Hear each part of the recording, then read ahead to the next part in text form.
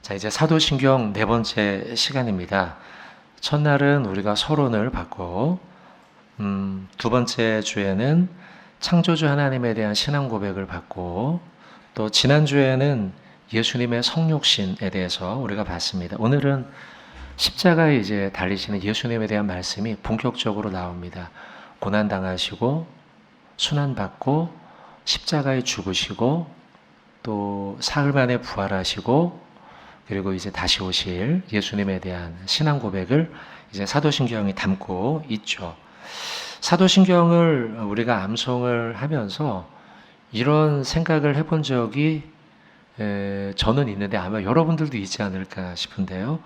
쭉 하다가 여기에서 걸립니다. 동정녀 마리아에게 나시고 본디오 빌라도에게 고난을 받으사.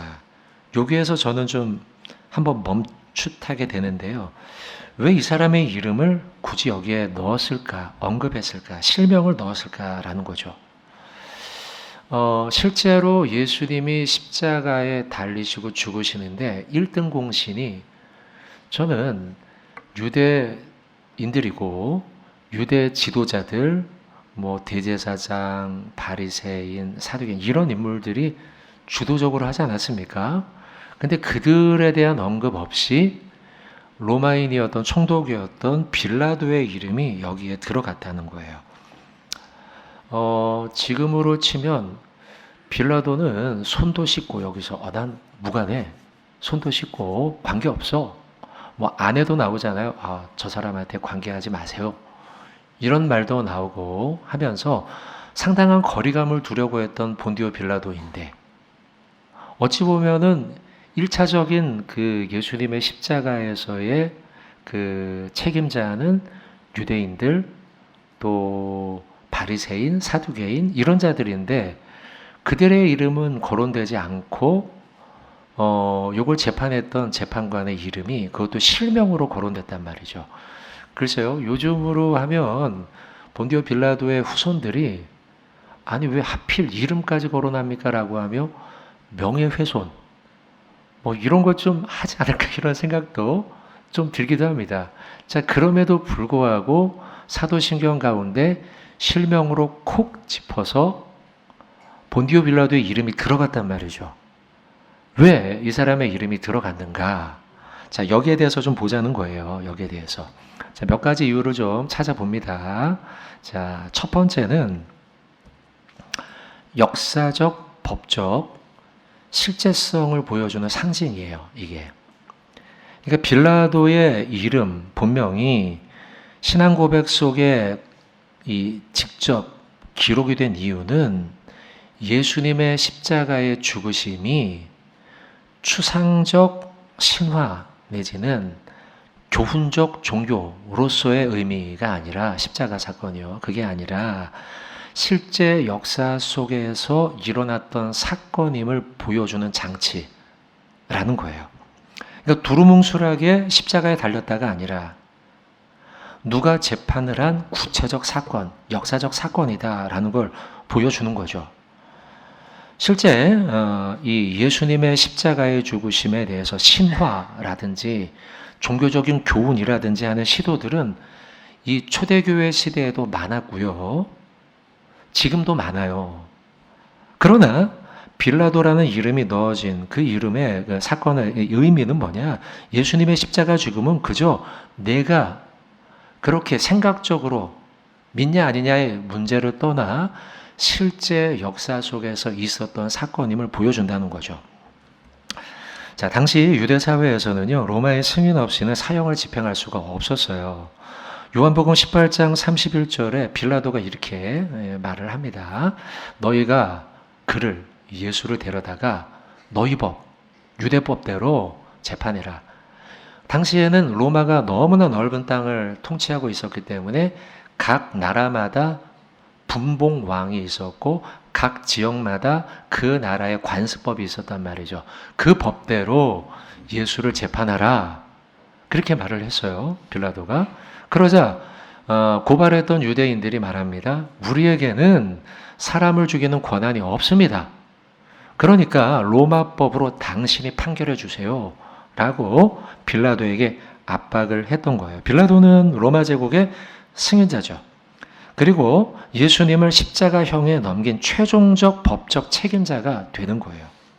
그의 이름을 넣었다는 것은 예수님의 죽음, 고난이 특정한 시간, 역사, 특정한 공간 속에서 실제적으로 일어났던 재판에 의해서 벌어진 실제 사건을 의미하는 거예요. 그걸 강조하는 거예요. 실제로요, 빌라도는 실존하던 인물입니다. 역사 속에 있었던 실제 총독이었고 실제 재판관이 맞다는 거예요. 1961년도에 이탈리아의 학자였던 안토니오 프로바라는 학자가 있어요. 고고학자예요. 이 사람이 가이사랴 지방에서 빌라도의 석판을 발견했어요. 거기에 폰티우스 필라투스, 프리펙트 오브 주다라고 해서 유대의 총독 본디오 빌라도라고 하는 석판이 발견된 거죠. 그러니까 빌라도는 실존 인물이 맞아요. 고고학적으로도요. 또 역사가 가운데 빌라도의 실존과 그의 정치적 역할을 증언한 역사서들이 많습니다. 언급들이 많아요. 역사서 속에서요. 그 유대의 역사가 하면 늘 거론되는 인물이 요세푸스라고 하는 사람입니다. 이 요세푸스는 주전 37년에 태어나서 100년에 죽은 인물이에요. 이 사람은 원래는 유대인입니다. 그 바리새파 출신인데요. 바리새인이죠. 유대인인데 유다와 그 로마의 전쟁 때 로마의 포로로 잡혀가요.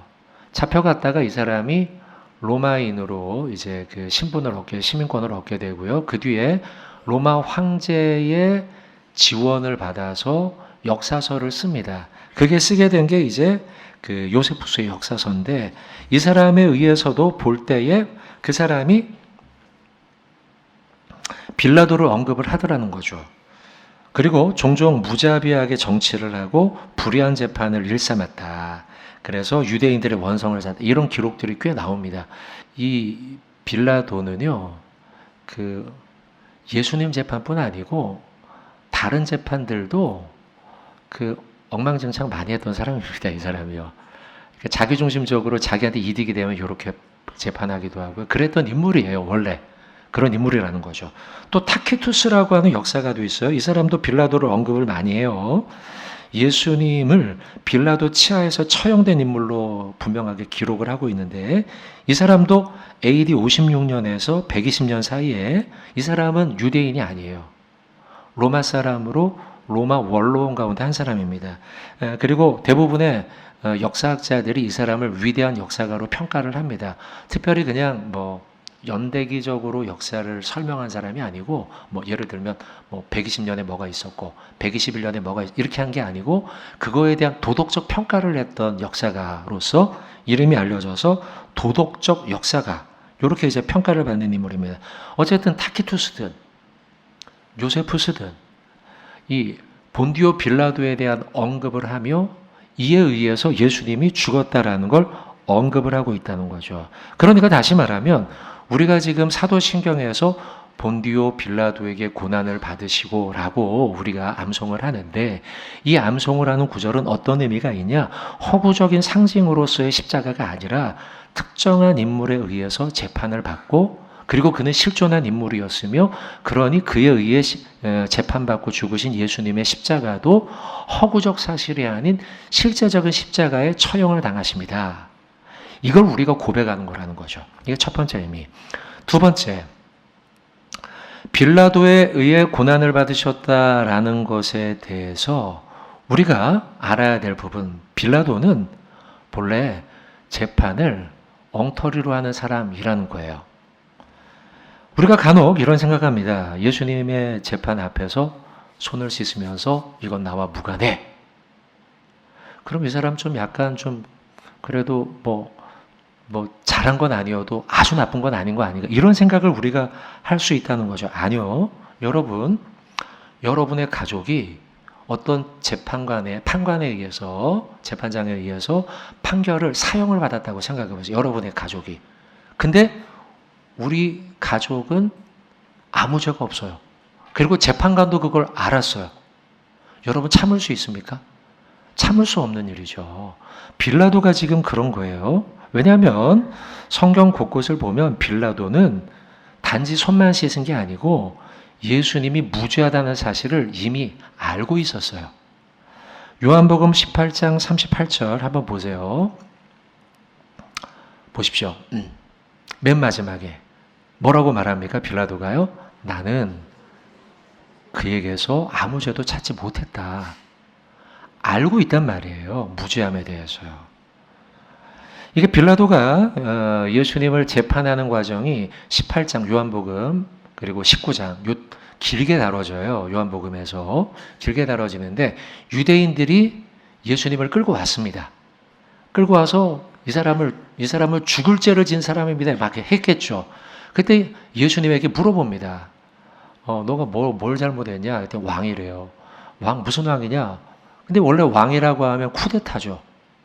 그러다 보니 큰 죄가 많습니다. 근데 예수님과 대화해 보니 로마의 왕이 되겠다는 이야기는 아니에요. 알았던 거죠. 그러면서 예수님이 진리에 대해서 이야기를 해요. 그러니까 빌라도가 38절에 물은 거예요. 진리가 뭐냐? 그러니까 뭐라고 대화를 하다가 자기가 느끼기에 죄가 없어요. 이야기를 했어요. 그러고 난 다음에 풀어주질 않아요. 채찍으로 때립니다. 예수님을. 때리고 난 다음에 다시 또 재판이 이어집니다. 재판이 이어지면서 19장이에요. 19장 4절과 6절인데요. 좀 기니까 같이 한번 읽겠습니다. 빌라도가 다시 밖에 나가 말하되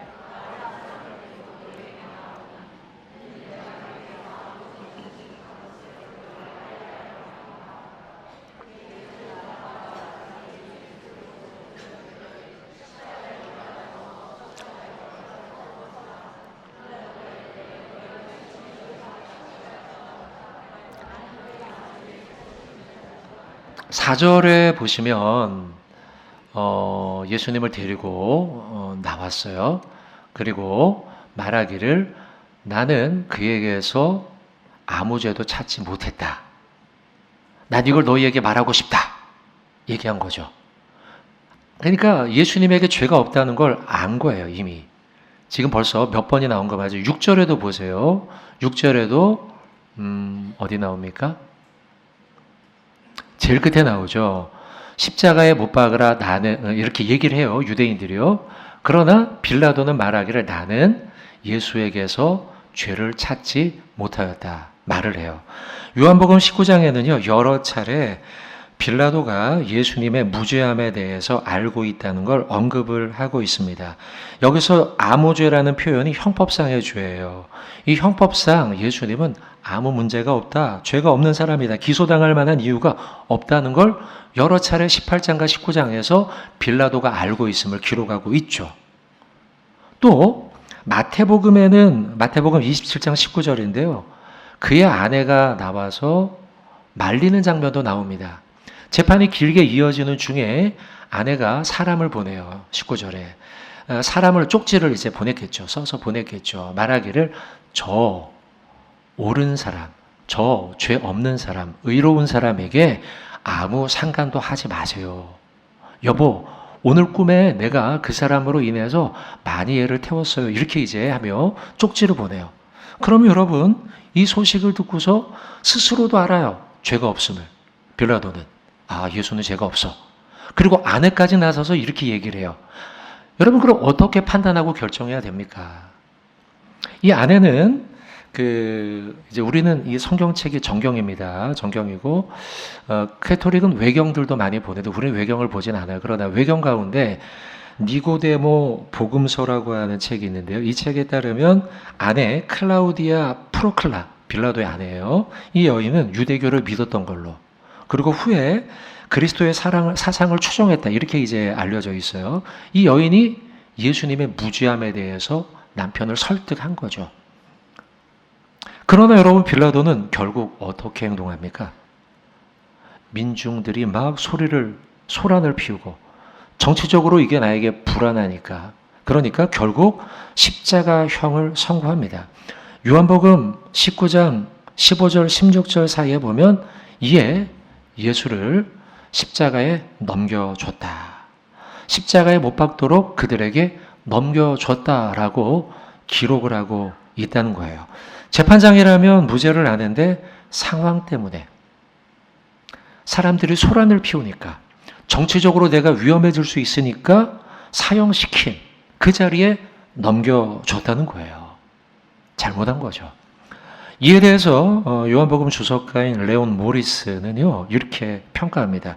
빌라도는 진리를 보았다. 그러나 그는 자기 자리를 보존하기 위해서 눈을 감았다. 진리를 봤어요. 봤는데 눈을 감았다는 거예요. 손을 씻으면서 이건 나하고 상관없어 라고 말을 했는데, 이게 이제 신명기에 나오는데, 손 씻는 행위에 대해서 나오는데, 손을 씻으면서 나하고는 상관없어 라고 말했지만, 이거는 내가 이 문제에 대해서 무지하다라고 하는 상징이 아니라 그저 책임을 회피하는 표시일 뿐이에요. 신학적으로 여러분들 알면서도 외면하는 외면하는 행동은 죄라고 이야기합니다. 저 때만 해도 이 웨인 그루뎀이라고 하는 신학자가 그렇게 많이 책을 내진 않아서 저 때는 다른 책을 봤는데, 그 이후에 웨인 그루뎀이라고 하는 조직 신학자가 책을 아주 잘 냈어요. 그 낸 책 가운데 이런 말이 나와요. 죄는 단지 악한 행위만이 아니라, 행동하는 것, 그것만 죄가 아니라 선인지 알면서도 행하지 않는 것도 죄가 된다라는 거예요. 특히 하나님의 뜻인 줄 분명히 알면서도 외면한다면 이거 심각한 죄라는 거예요. 여러분 어떻습니까? 요 문구. 동의는 되지만 이렇게 된다면 안 걸리는 사람이 없을걸요? 그죠, 여러분? 그죠? 내가 잘못한 행동만이 아니고 알면서도 안 한다면 그것도 죄라고, 지금 마치 그 산상수훈에 그 나와 있는 오른밤대로 왼밤대로 이렇게 우리에게 굉장히 엄청난 도덕률을 지금 요구하고 있는 그런 문구예요. 저는 여기서 여러분에게 조금 자유를 드린다고 하면, 빌라도, 아까 말한 대로 빌라도는요 반복적으로 이런 일을 했어요. 반복적으로 알면서도 안 해요. 그리고 이거 하면 안 되는 거 알면서도 모른 척하고 해요. 이런 짓을 많이 했다는 거죠. 그런 걸로 본다고 하면 여러분, 반복적으로 이런 것은 우리가 피해야 되겠어요. 또한 중대한 결정에 대해서는 알면서도 안 하는 건 안 돼요. 모르면서도 모른 척하고 해요. 안 된다는 거죠. 특별히 지금 빌라도의 문제에 있어서는 한 사람의 생명이 걸려있죠. 그럼 물론 이건 온 인류의 생명과 연관되어 있지만요, 예수님 한 사람의 생명의 문제에 대해서 재판을 이렇게 내리는 행위는 안 된다는 거죠. 우리에게 적용한다면 여러분, 중대한 결정을 앞두고 있을 때는 죄인지 알면서도 해서는 안 되고, 해야 되는 일인지 알면서 모른 척 안 하는 것 안 된다는 거죠. 성경은 여러분 단순히 악한 일을 행하는 자만이 아니라 선인 줄 알면서도 외면하는 것 역시 죄의 책임에서 면할 수 없다, 우리에게 지금 말씀하고 있는 거예요. 빌라도의 사건을 통해서 우리에게 보여주고 있는 거예요. 그러니까 여러분, 손 씻었다고 그의 잘못이 희석되지 않는다는 거예요. 그러니 그의 이름이 사도신경 한복판에 실명으로 거론되는 것 당연한 거죠. 성경 아까 우리가 야고보서 4장 17절 봤죠? 다시 한번 읽어보죠. 시작. 그러므로 사람이 선을 행할 줄 알고도 행하지 아니하. 그러니까 바르게 재판을 하는 게 마땅해. 알았으니까요. 선을 행하는 게 맞아요. 그런데 그렇게 하지 않은 게 바로 빌라도였다는 거예요. 사랑하는 성도 여러분, 우리 역시 선, 진리, 공의인지 알면서도 침묵, 회피해서는 안 돼요.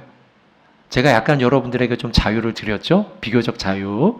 반복적으로 하는 것, 또는 중대한 결정을 하는 데 있어서는 적어도 우리는 알면서도 침묵해서는 안 된다는 거예요.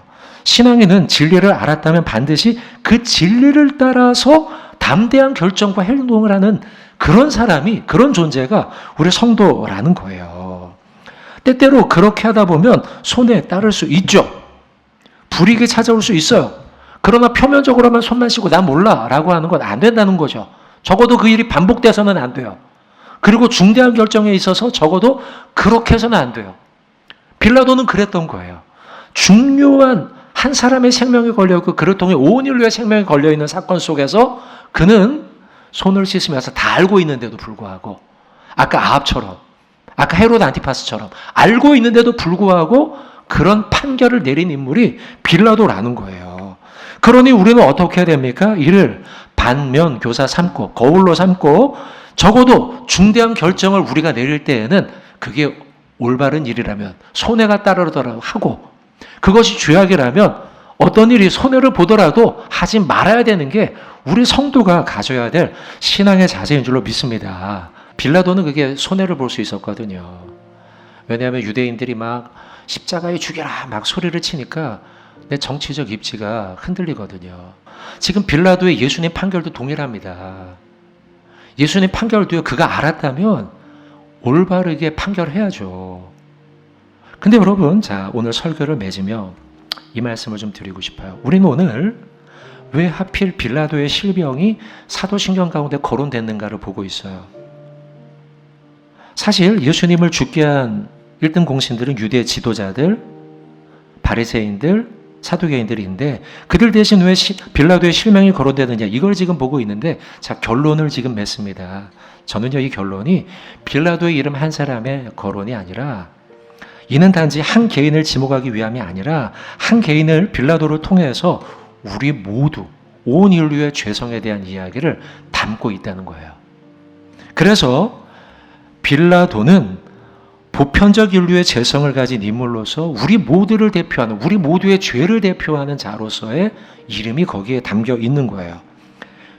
그래서 우리는 사도신경을 고백하면서 본디오 빌라도의 고난받으시고, 이걸 고백할 때 거기 이름에 우리의 이름이 포함된다는 걸 기억해야 된다는 거죠.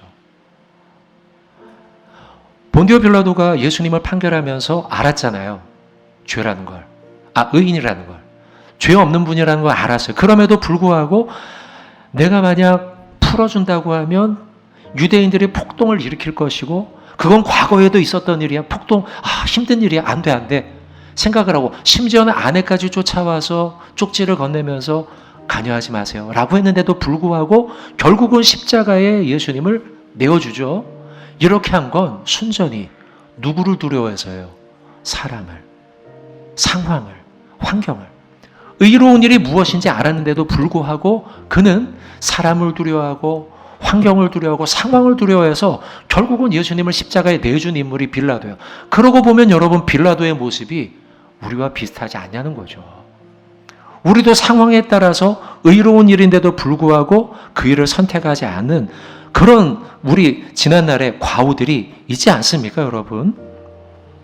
빌라도의 비겁한 판결에 버금갈 우리의 죄악이 얼마나 많냐는 거죠. 거짓말로 서로를 속였던, 시기와 질투로 이웃을 미워하던, 또 분노와 폭력으로 말에 폭력, 또 신체적인, 또 그리고 감정적인 분노. 빌라도의 모습 속에 우리의 모습이 있는 거죠. 사회적으로도 불의하고 부정하고, 우리 어린 학생들 어릴 때부터 누군가를 따돌리고, 나이 먹어서도 우리는 무관심과 냉담으로 불공정하고 담합하고, 이런 모습이 결국은 빌라도와 별반 다르지 않은 우리의 모습이라는 거예요. 사랑하는 성도 여러분들, 우리가 사도신경을 고백할 때 본디오 빌라도에게 고난을 받으사라는 구절 속에 이 본디오 빌라도 나쁜 놈이 아니라 내가 그와 같은 자구나, 나 때문에, 본디오 빌라도 때문에 십자가에 달린 게 아니라 나의 죄 때문에 십자가에 달리셨구나, 이런 마음속에 부끄러움과 회개가 우리에게 있어야 될 줄로 믿습니다. 우리 오늘 사도신경의 말씀을 봤습니다. 바라기는 이런 우리 마음속에 찔림과 부끄러움, 회개, 이 마음을 가슴에 담고 한 주간 하나님의 사랑과 자비와 또 우리에게 실체적으로 내어주신 십자가의 그 은혜를 묵상하면서 소망을 거기에 두고 살아가시는 저와 여러분 되시길 주님의 이름으로 축원을 드립니다.